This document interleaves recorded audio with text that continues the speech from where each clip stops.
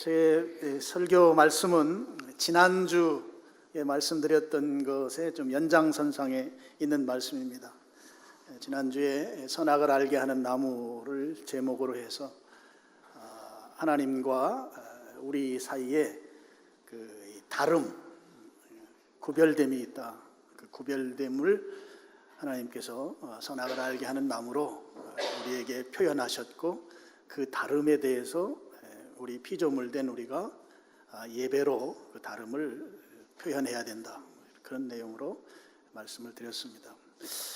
저는 우리 성경 말씀이 큰 물줄기가 두 개가 있다고 생각을 합니다. 큰 주제가 두 개가 있는데요. 하나는 하나님께서 우리를 사랑하신다 하는 것입니다. 하나님이 죄인에 대한 그 무제한적 사랑으로 예수님을 이 땅에 보내셔서 십자가에 죽게 하시고 또 부활하심으로 우리를 영원히 살도록 하신 그 하나님만 주실 수 있는 사랑, 그 사랑을 성경이 큰 물줄기, 큰 주제로 하나를 다루고 있고, 그래서 우리는 성경을 읽으면 하나님의 사랑을 체험할 수 있다, 구원받을 수 있는 것이다, 그런 것입니다.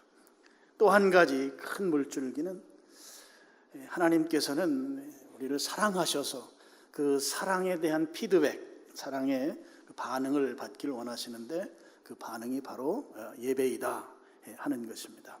하나님께서 우리를 사랑하시고 그 사랑의 결과로 하나님이 기쁘게 받으시는 그 예배로 우리가 반응하기를 원하신다 하는 거예요. 큰 물줄기 하나는 이제 예배라고 하는 예배 반응, 우리의 예배 반응을 성경에 기록해 놓고 있다. 그래서 큰 두 물줄기는 결국 일종의 상호작용과 같은 것이에요. 하나님이 우리를 사랑하시고 사랑이 깨달아지면 예배로 반응하고, 이런 큰 물줄기, 큰 주제가 성경 전체를 이제 관통하고 있다고 저는 그렇게 믿습니다.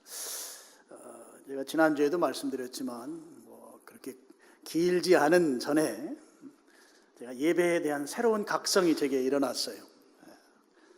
물론 그 전에도 제가 성경 공부하는 교재들을 이제 여러 권 집필을 하면서 교회는 이러이러 하고 개인은 이래야 된다는 걸 쭉 하면서 그 중에 예배가 중요한 우리의 삶의 기능으로 있어야 된다는 이야기를 많이 제가 교육하고 했습니다만, 그 정도 수준이 아니라는 걸 안 거예요.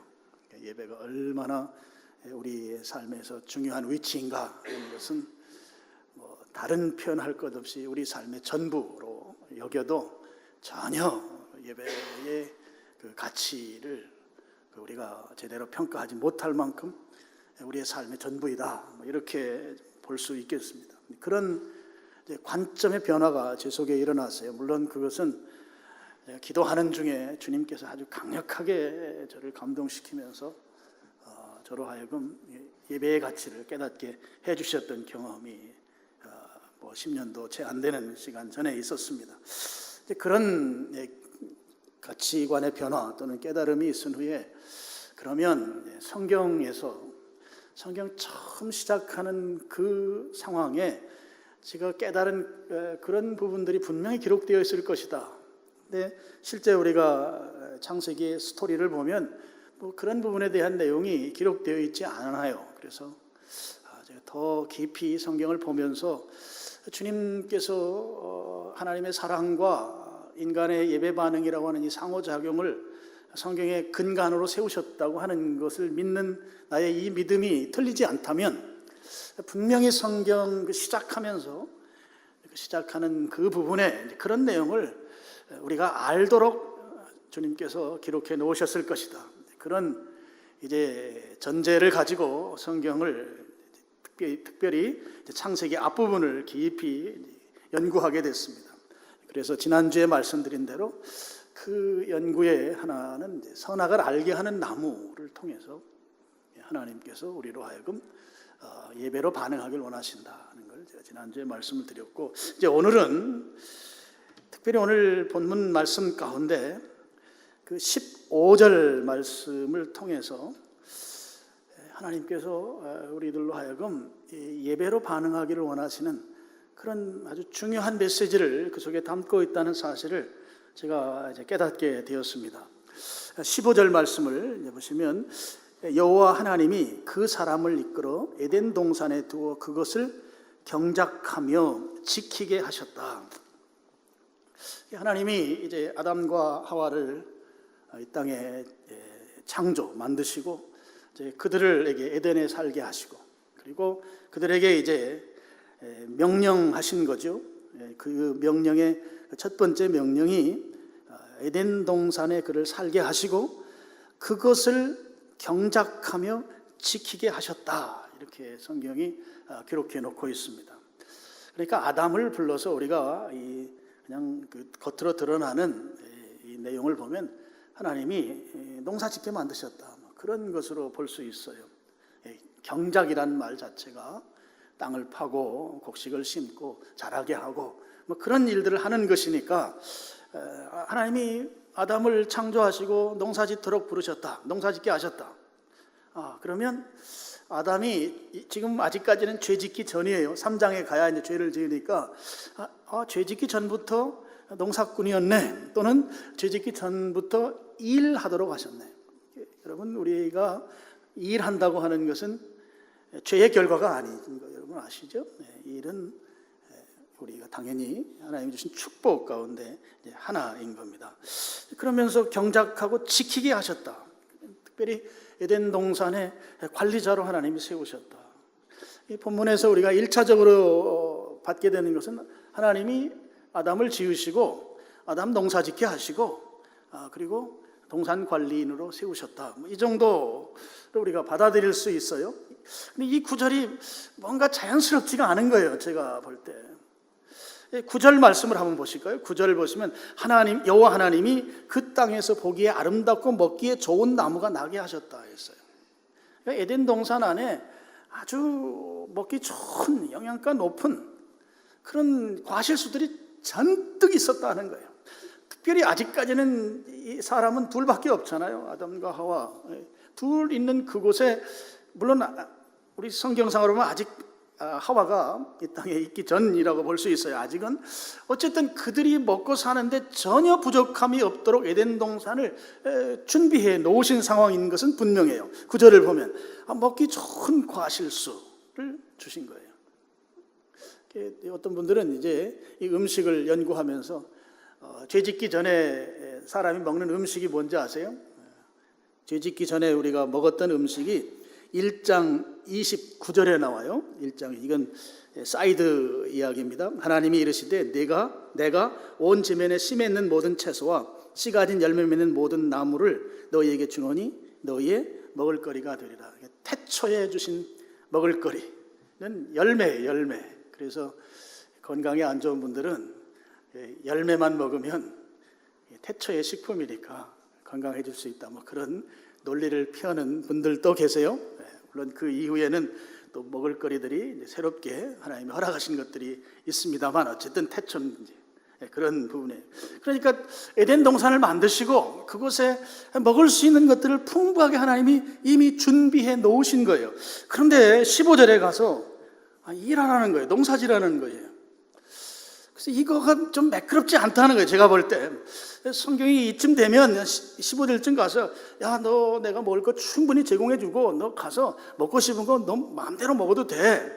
그리고 너는 나하고 좀 친하게 지내는 하나님과 친밀한 관계를 유지하고 그 관계성 속에서 살면 되지 굳이 농사짓고 땀 흘리고 그 동산 지키는 일을 해야 될 것을 중요한 미션으로 줄 이유가 만무하다. 제 생각이에요. 그럼 뭔가 이 15절이라고 하는 구절이 좀 자연스럽지 않다는 생각을 제가 갖게 된 거예요. 그래서 지금 저는 이제 예배의 관점으로 성경을 다시 보고 의문을 갖고 살펴보던 중이었어요. 그러면서 이제 이 구절을 물론 이 영어 성경이라든지 이런 성경 봐도 비슷해요. 우리말 성경하고 이제 원문 히브리어 원문 성경을 쭉 이렇게 보면서 여기 경작한다는 말이 기가 막힌 단어를 썼어요. 여러분이 들어보신 분들도 계실 것 같은데 아바드라는 단어를 썼어요. 경작한다는 말이 아바드라는 용어가 되어 있는 거예요. 그래서 제가 그 용어를 딱 보는 순간에 그래 그러면 그렇지. 제가 아주 박수를 딱 쳤어요. 너무 기분이 좋은 거예요. 이 하나님께서 농사꾼으로 아담을 부른 게 아니고 이 아바드라고 하는 용어를 딱 보는 순간에 제가 너무 기분이 좋았어요. 아바드라는 말이 무슨 말인가 하면 이런 뜻이에요. 아바드는 내가 가지고 있는 것, 내가 시간을 가지고 있고 또 내가 힘을 가지고 있고 기술을 가지고 있고 뭐 재정적인 능력을 가지고 있고 뭐 이런 내가 가지고 있는 것을 들여서 다른 사람에게 유익하도록 행동할 때 그때 쓰는 용어가 아바드예요. 내가 무엇인가를 하는데 그 하는 것이 나를 위해서 하는 것이 아니고 타인을 위해서 할 때 쓰는 단어가 아바드라고 하는 용어를 쓰는 거예요. 우리 말에서는 이 말을 보다 더 원문의 원어 뜻에 가깝게 번역하면 섬긴다고 하는 말이 적절해요. 또는 봉사한다고 하는 말이 더 적절해요. 남을 위해서 일하는 거예요. 내가 가지고 있는 시간, 내가 가지고 있는 노동력, 내가 가지고 있는 자원을 다른 사람을 위해 사용할 때 쓰는 용어가 아바드, 이런 단어를 쓴다 하는 거죠. 이 아바드라고 하는 말이 우리 이제 창세기 2장 15절에 경작한다. 오늘 조금 설교가 딱딱할 수도 있어요. 오늘은 여러분 좀 이해해 주시길 바랍니다. 성경도 좀 많이 볼 거예요. 이 경작한다는 말이 그러면 섬긴다는 말이고 봉사한다는 말이고 다른 사람을 위해서 일한다는 말이라고 보면 지금 아담에게 있어서 누구를 위하여 섬기고 누구에게 섬기고 누구를 위해서 일하는가라고 하는 질문을 하지 않을 수 없는 거예요. 그럼 당시까지의 환경에서 지금 하나님께서 야 아담아 너 경작하고 지켜라, 에덴 동산에 두시고, 그랬을 때 그가 경작하는 일, 그가 섬기는 일, 또 봉사하는 일은 누구를 위한 것일까? 당시에 그에게 그 일을 하라고 명령한 하나님 외에 누가 있겠어요? 그래서 아담은 그 일을 하라고 한 하나님을 위한 경작이 되는 것이죠. 하나님을 섬기는 그 행위가 되는 것이다 하는 거예요. 지금 하나님께서 그에게 경작하라고 하면서 그 의미를 담고 있는 것은 내가 나를 위하여 지금 이 시간들을 섬기고 봉사하라고 하는 그 메시지가 경작하라는 말이었던 것이죠. 아담 자기를 위한, 자기가 먹고 살기 위해서 하는 것이 아니라고 하는 것을 이제 성경에서 보게 된 것입니다. 놀랍게도 이 단어가 히브리어 사전을 보면 하나님과 연관성 있는 데다가 아바드라는 용어를 쓸 때마다 성경은 예배라고 하는 용어를 붙여서 설명하고 있어요. 성경의 사전을 찾아보면 하나님과 연관될 때 이 단어의 의미를 예배 드린다라고 하는 용어로 설명하고 있다고 하는 거죠. 실제로 우리 성경에도 이 단어가 사용된 곳곳에는 하나님을 예배하는 행위를 표현할 때 이 단어를 쓰고 있습니다. 한 구절만 좀 찾아보시면 출애굽기 4장 22절 23절입니다. 스크린 보시고 우리 같이 한번 읽어보겠습니다. 너는 바로에게 이르기를 여호와의 말씀에 이스라엘은 내 아들인 내 장자. 23절 내가 내게 이르기를 내 아들을 보내주어 나를 섬기게 하라 하여도 네가 보내주기를 거절하니 내가 내 아들 내 장자를 죽이리라 하셨다 하라 하시는지. 여러분 이 말씀이 좀 설명하면 출애굽하는 그 상황이에요. 그때 애굽 왕이 이제 모세를 만나면 지금 하나님께서 네가 가서 이렇게 해라 하는 그 말씀이거든요. 다시 22절 넘겨주시면 너는 바로에게 이르기를 여호와의 말씀에 이스라엘은 내가 지금 애굽에서 지금 죽을 고생하는 그 이스라엘 민족은 바로 내 아들이다, 내 큰아들이다, 장자다. 하나님 그렇게 말씀하신 거예요.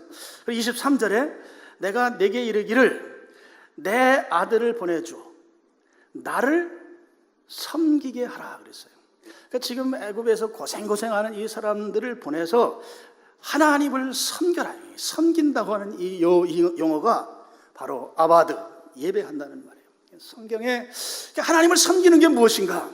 섬긴다고 하는 것은 예배 드리는 것이죠. 예배하는 것입니다. 그래서 하나님을 섬기라 하는 거예요. 그렇게 하여도 내가 보내주기를 거절하니, 하나님 예배하는데 좀 보내라고 했는데도 바로 왕이 거절하니까 내가 내 아들 내 장자를 죽일 것이다.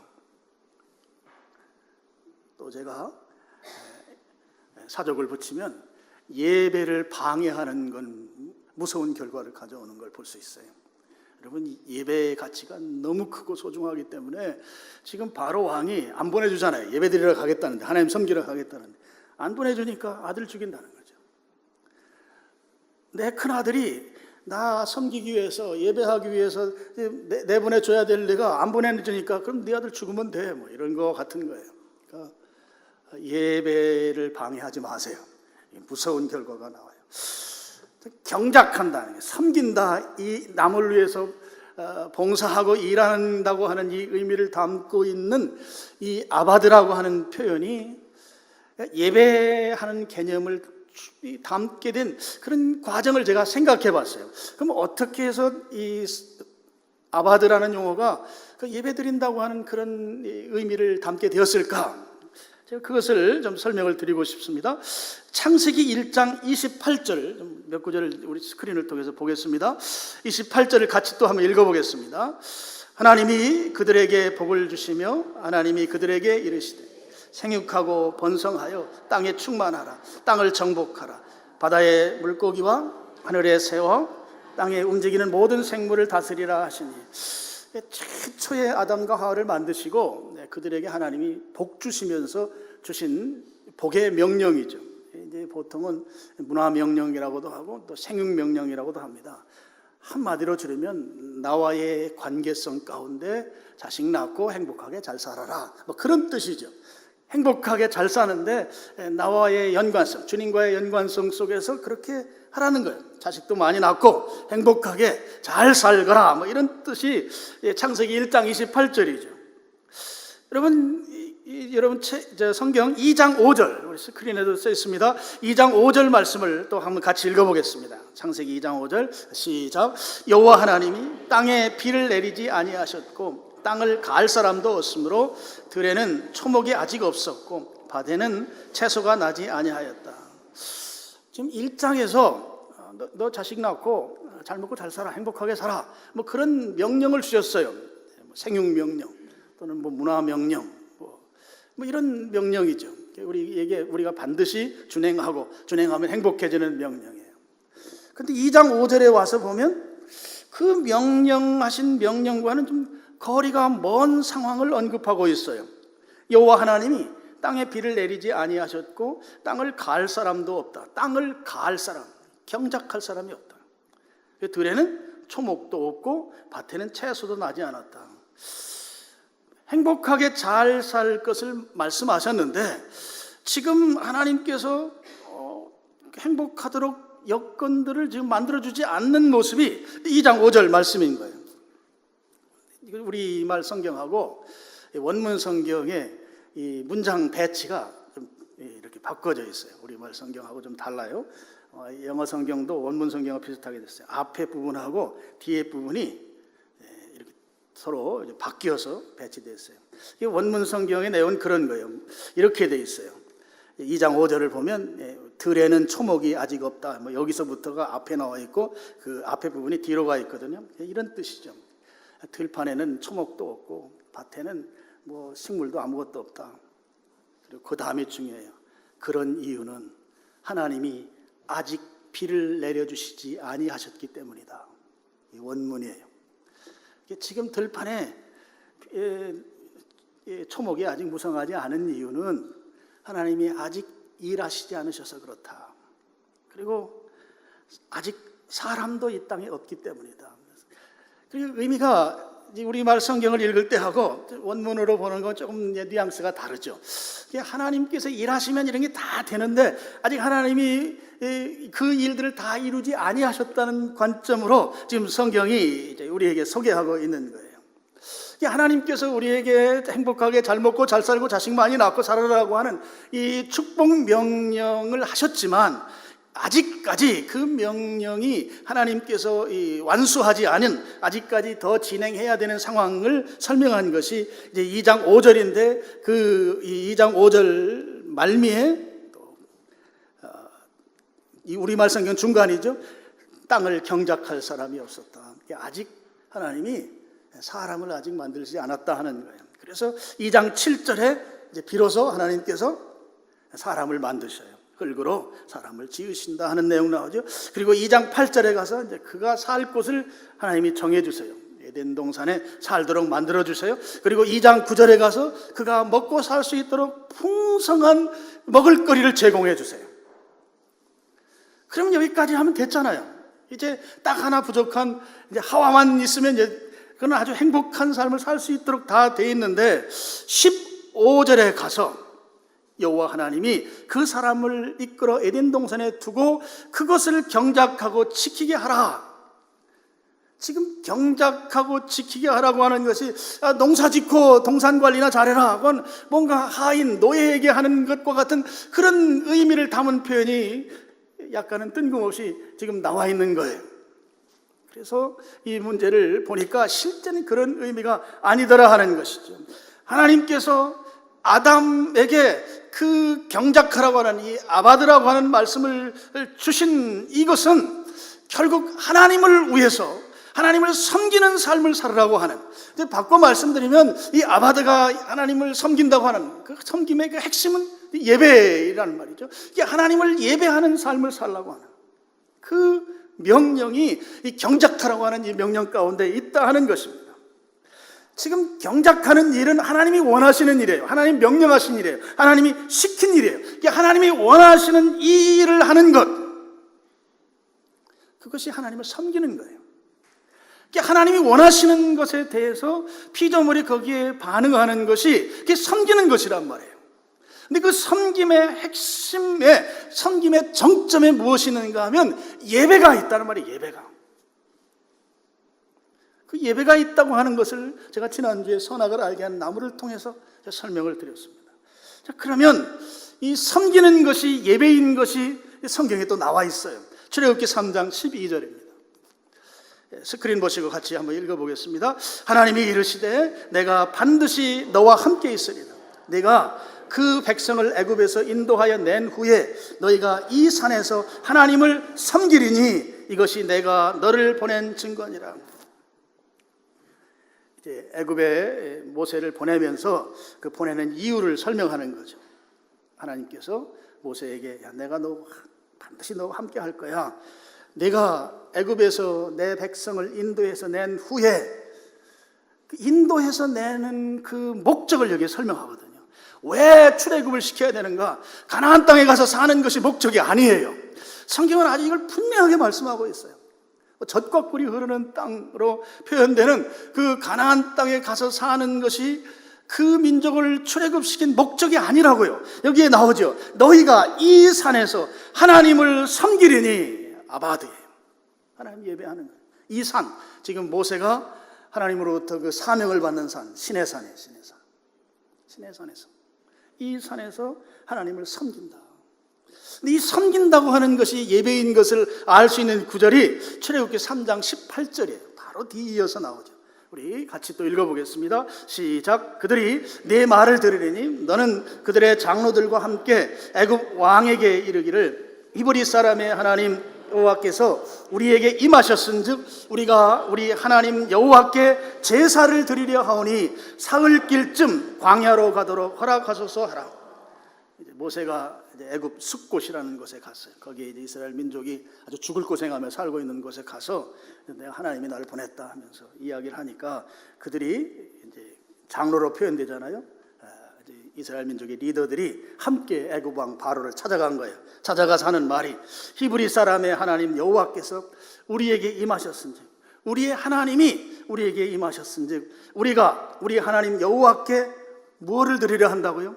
제사를 드리려 하오니 사흘길쯤 광야로 가도록 허락하십시오. 사흘길쯤 가면 뭐가 나오는지 아세요? 아까 말한 시내산이 나와요. 이 산에서 하나님을 섬기리라고 한 그 섬길 수 있는 그 산이에요. 지금 바로에게 가서 모세가 하는 말이 우리 민족이 우리가 믿는 하나님을 제사하기 위해서 예배드리기 위해서 좀 나갈 테니까 사흘길쯤 갈 수 있도록 도장 찍어달라고 하는 이야기를 하는 거죠. 여기에 제사를 드리려 한다는 말과 앞에 섬긴다는 말이 의미가 같아요. 섬긴다고 하는 말은 예배를 드린다는 거예요. 특별히 제사라는 말은 신약 성경으로 오면 예배이고, 또 여기에서는 그 희생 제물을 하나님께 드리는 그런 예배를 말하는 것이에요. 그러니까 출애굽의 목적은 아주 성경이 너무나 분명하게 말씀하고 있어요. 하나님을 온전히 예배하는 민족으로 세워주시기 위해서 그 이방신 가득한 그곳에 두시지 아니하시고 예배를 드리게 하는 그 목적으로 그들을 출애굽시킨 거예요. 출애굽의 목적이죠. 예배가 목적이라 하는 거예요. 출애굽기 10장 26절도 한번 보시죠. 같이 또 읽어보겠습니다. 우리의 가축도 우리와 함께 가고 한 마리도 남길 수 없으니 이는 우리가 그 중에서 가져다가 우리 하나님 여호와를 섬길 것이며 또 우리가 거기에 이르기까지 어떤 것으로 여호와를 섬길는지 알지 못함이니이다. 나가는데 우리 몸만 나가는 게 아니고 우리가 키우는 가축도 다 데리고 나가겠다. 한 마리도 남김없이. 왜냐하면 하나님을 섬기기 위해서, 하나님께 희생제물로 드리기 위해서. 근데 거기 또 그 말을 덧붙이잖아요. 또 우리가 거기에 이르기까지는, 하나님이 정한 그 신의 산 그곳에 이르기까지는 어떤 것으로 여호와를 섬길지, 하나님께 희생제사를 드릴지 우리가 알지 못한다.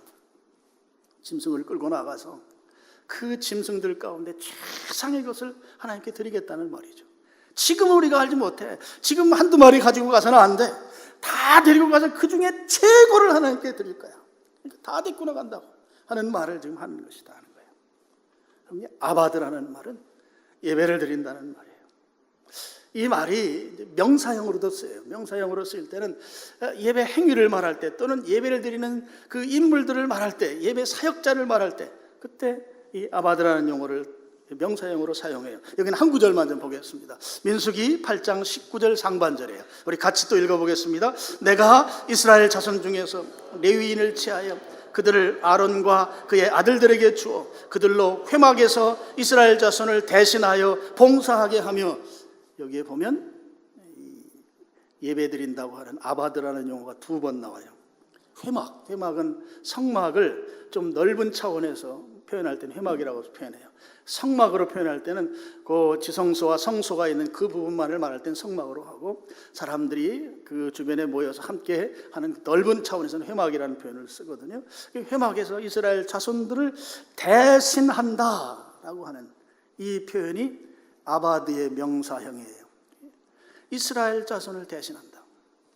대신한다는 것은 그들이 무엇을, 예배하는 것, 제사 드리는 것을 대신해서 봉사한다고 하는 말은 아바드의 동사형이에요. 그러니까 레위인들이 이스라엘 민족, 이스라엘 자손들이 하나님께 예배하는 이 아바드를 대신해서 봉사해 주는 거예요. 봉사. 그래서 봉사해요.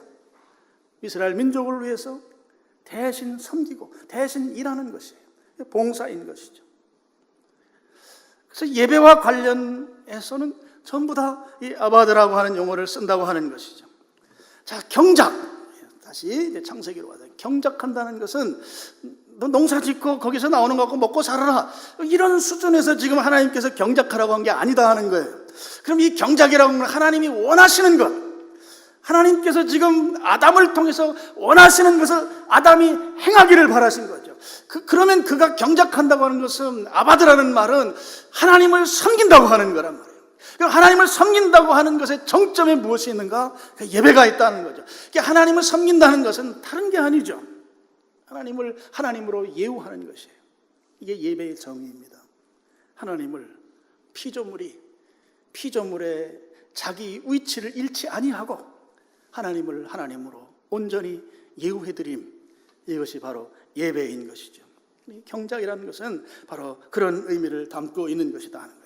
하나님께서 원하시는 일을 아담이 순종했다, 그것을 아바드로 표현했다고 하는 것은, 그가 하나님이 원하시는 것을 하나님께서 원하시는 대로 순종하는 삶, 섬김의 삶, 그것을 성경은 예배라고 표현한다는 거예요.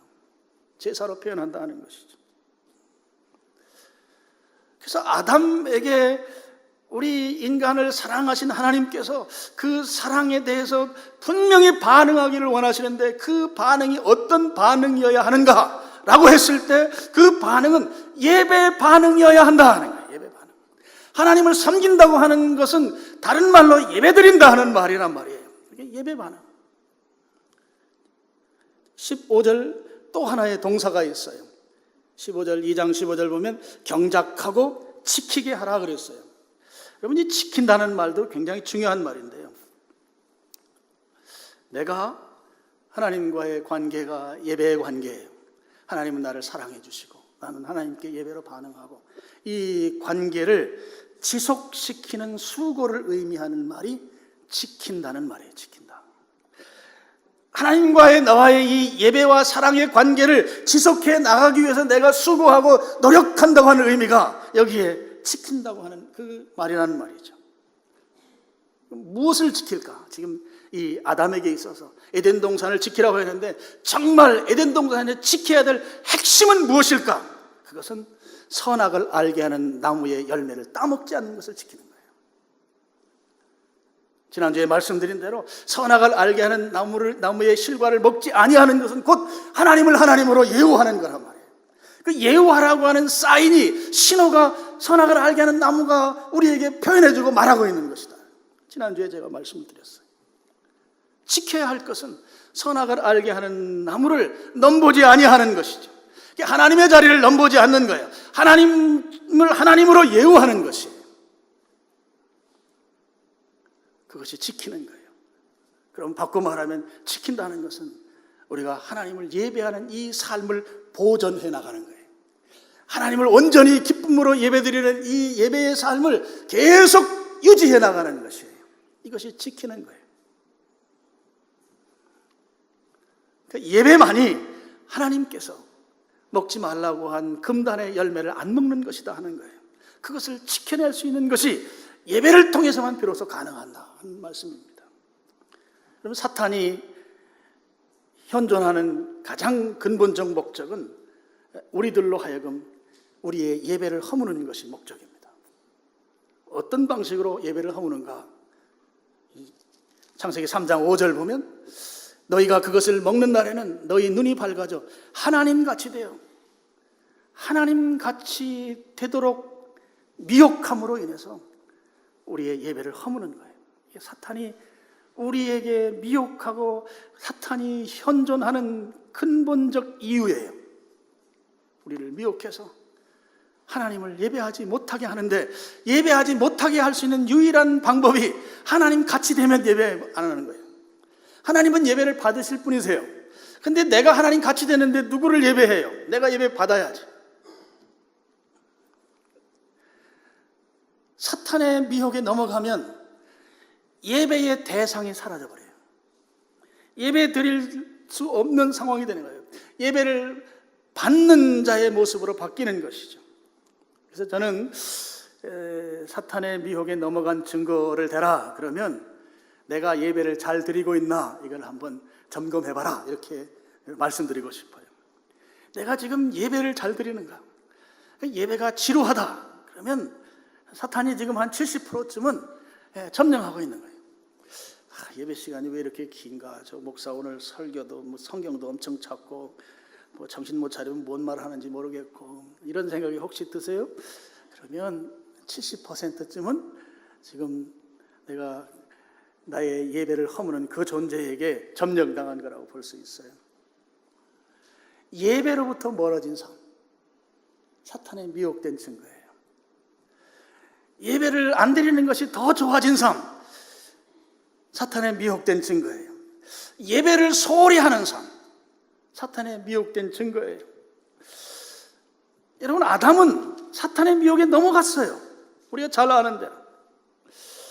그럼 이것을 오늘 우리 경작이라고 하는 말의 의미로 담아서 보면 지금 아담은 경작하는 그 자리에 있어야 마땅한데 그 자리를 떠난 거예요. 그래서 여러분 아시는 대로 아담은 죄를 범한 다음에 그의 자리를 떠나서 피해서 도망갔다고 성경이 쓰고 있어요. 3장 8절 말씀을 보시죠. 그들이 그날 바람이 불 때 동산에 거니시는 여호와 하나님의 소리를 듣고 아담과 그의 아내가 여호와 하나님의 낯을 피하여 동산 나무 사이에 숨은지라. 피해서 숨었다. 그들이 정작 있어야 될 자리는 경작하는 자리예요. 하나님을 섬기는 자리예요. 하나님을 예배하는 자리에 있어야 하는데 마귀의 미혹에 넘어갔기 때문에 그들의 예배의 그것이 다 허물어져 버렸어요. 그 자리를 피해서 도망갔다 하는 거죠. 하나님은 경작하는 그 자리에 있길 원하세요. 예배하는 자리에 있길 원하세요. 하나님은 예배를 받기를 그렇게 원하시는 분이세요. 그래서 하나님이 찾으시는 거예요. 창세기 3장 9절에 아담아 내가 어디 있는가? 아담아 내가 어디 있느냐? 지금 하나님이 아담이 어디 있는지 몰라서 아담아 내가 어디 있느냐 질문했을까요? 아니에요. 지금 하나님은 그가 예배의 자리로 다시 돌아오기를 정말 간절한 마음으로 그를 부르시고 계신 것이죠. 예배의 자리로 돌아오라고. 예배의 자리를 피해서 멀리 떠나 숨은 그에게 하나님이 원하시는 것은 예배받기를 원하시기 때문에, 섬기기를 원하시기 때문에, 그래서 아바드라는 용어를 사용하고 그 자리에 있기를 원하셔서 아담을 찾으시는 거예요. 아담아 내가 어디로 갔는가? 예배의 자리로 오기를 원하시는 하나님의 그 간절한 마음이 아담을 찾는 이 음성 속에 있는 줄로 믿으시길 바랍니다.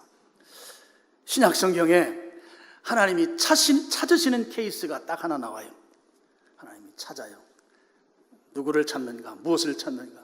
성경 구절 한번 보시죠. 요한복음 4장 24절 우리 같이 읽겠습니다. 아버지께서 참되게 예배하는 자들을 영과 진리로 예배할 때가 오나 곧 이때라. 아버지께서는 자기에게 이렇게 예배하는 자들을 찾으십니다.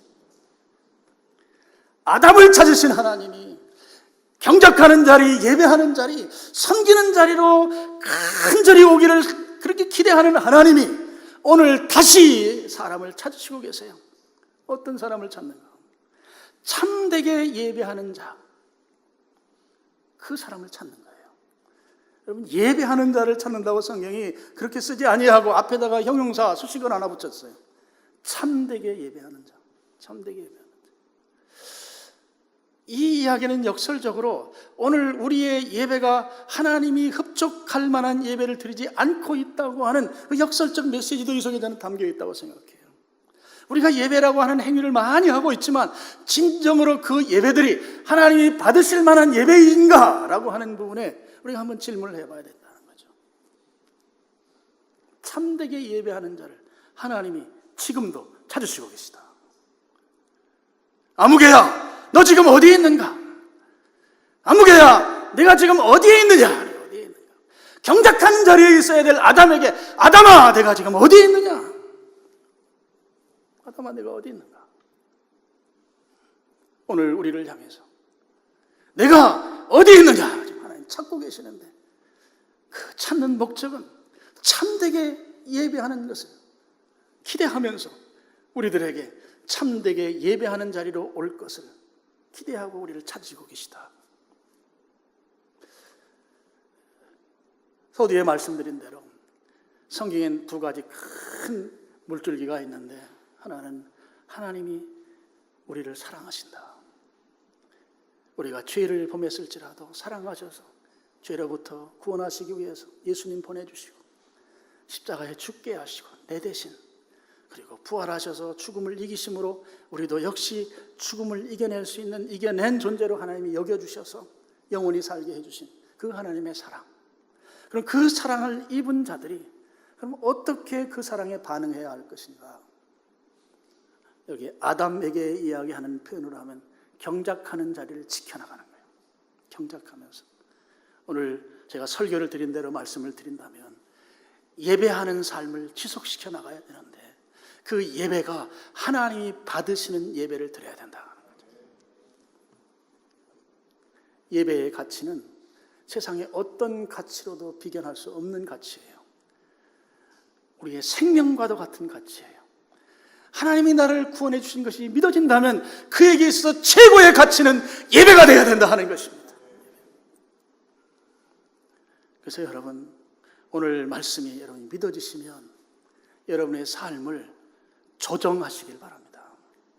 조정해야 하나님 받으시는 예배를 드릴 수 있어요.